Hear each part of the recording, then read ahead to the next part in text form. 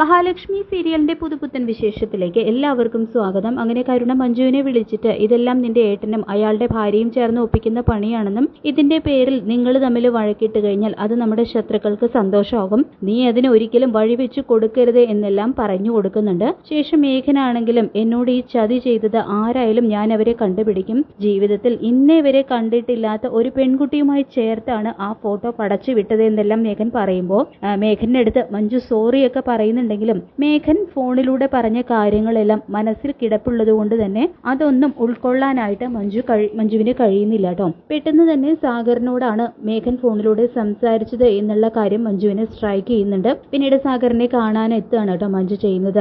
അയാളാണെങ്കിലും മഞ്ജുവിനോട് മേഘനെ കുറിച്ചുള്ള സകല രഹസ്യങ്ങളും വെളിപ്പെടുത്തുന്നുണ്ട്. മേഘന് മാനസികമായിട്ട് വർഷങ്ങളായിട്ടുള്ള അടുപ്പമാണെന്നും അതിലൊരു കുട്ടിയുണ്ട്, അപ്പു എന്നാണ് പേര് എന്നും സാഗർ പറയുമ്പോൾ അത് കേട്ട് മഞ്ജു അക്ഷരാർത്ഥത്തിൽ തകർന്ന് തരിപ്പണാവുകയാണ് കേട്ടോ ചെയ്യുന്നത്. തുടർന്ന് എന്ത് സഹായത്തിനും കൂടെ ഉണ്ടാവുമെന്നും സാഗർ മഞ്ജുവിന് വാക്കു കൊടുക്കുന്നുണ്ട്. ശേഷം മേഘന്റെ മുടിനാരിഴ കൈക്കലാക്കിയിട്ട് DNA ടെസ്റ്റ് നടത്താനും മഞ്ജു തീരുമാനിക്കുന്നുണ്ട് കേട്ടോ, സത്യം കണ്ടുപിടിക്കാൻ വേണ്ടിയിട്ട്. ശേഷം മാർക്കോയ്ക്ക് കണ്ണൻ സാറിനോടും മഹാലക്ഷ്മിയുടെയും ജീവിതം തകർക്കാൻ നോക്കിയ മേഘന്റെ ജീവിതം കുട്ടിച്ചോറാകാൻ പോകുന്നു എന്നാലോചിച്ച് മനസ്സ് നിറഞ്ഞ് സന്തോഷിക്കുന്നുണ്ട്. പിന്നീട് മഞ്ജു മേഘന്റെ തല മസാജ് ചെയ്ത് കൊടുക്കുന്നതിനിടയിൽ അയാളുടെ ഒരു മുടിനാരിഴ തന്ത്രപൂർവ്വം എടുക്കുന്നുണ്ട് കേട്ടോ. പിന്നീട് മഞ്ജു സാഗറിനെ വിളിക്കുന്നുണ്ട്. എന്നിട്ട് മേഘന്റെ മുടിനാരിഴ എടുത്തു എന്നും മേഘേട്ടന് മാനസ എന്ന പെൺകുട്ടിയും തമ്മിൽ ബന്ധമുണ്ടോ എന്ന് എനിക്കറിയണം, അതിനുള്ള വഴി നീ ഉണ്ടാക്കി തരണം എന്നെല്ലാം ആവശ്യപ്പെടുമ്പോൾ അത് ഞാൻ ഏറ്റു എന്ന് പറയുന്നുണ്ട് കേട്ടോ സാഗർ. പിന്നീട് മാർക്കോ സാഗറിനോട് പറയുന്നുണ്ട്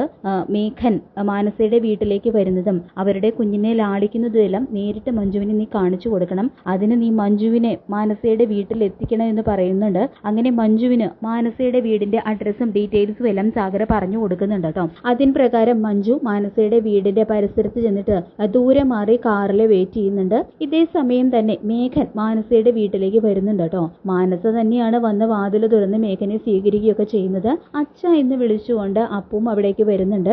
അങ്ങനെ മേഘൻ ആ കുട്ടിയെ ലാളിക്കുന്നതും എല്ലാം മഞ്ജു നേരിട്ട് തന്റെ കണ്ണുകൊണ്ട് തന്നെ കാണുന്നുണ്ട് കേട്ടോ. അത് കണ്ട് ശരിക്കും ഷോക്കായിരിക്കുകയാണ് മഞ്ജു. അങ്ങനെ മഞ്ജുവിന് മേഘൻ തന്നെ ഇത്രയും കാലം പറഞ്ഞു പറ്റിക്കുകയായിരുന്നു, മേഘന്റെ ആ ചതി മഞ്ജു ശരിക്കും തിരിച്ചറിയാണ് കേട്ടോ ചെയ്യുന്നത്. ശേഷം മേഘൻ ഒരു ചതിയനാണെന്ന് മഞ്ജു നേരിട്ട് തന്നെ മനസ്സിലാക്കിയ സ്ഥിതിക്ക് ഇനി നിന്റെ സമയമാണ് സാഗറെ വരാൻ പോകുന്നത്, ഈ അവസരം നീ ശരിക്കും മുതലെടുക്കണം, മഞ്ജുവിന്റെ മനസ്സിലേക്ക് നീ ഇടിച്ചു കയറണം, അതൊരു മധുര പ്രതികാരമാണ്, നിന്നെ തല്ലിച്ചതച്ചതിനും നിന്റെ ജോലി ഇല്ലാതാക്കിയതിനും മേഘനോട് കണക്ക് തീർക്കാൻ പറ്റിയ അവസരമാണെന്നെല്ലാം പറഞ്ഞുകൊണ്ട് മാർക്കോ സാഗറിനെ ഇളക്കി വിടുന്നുണ്ട്.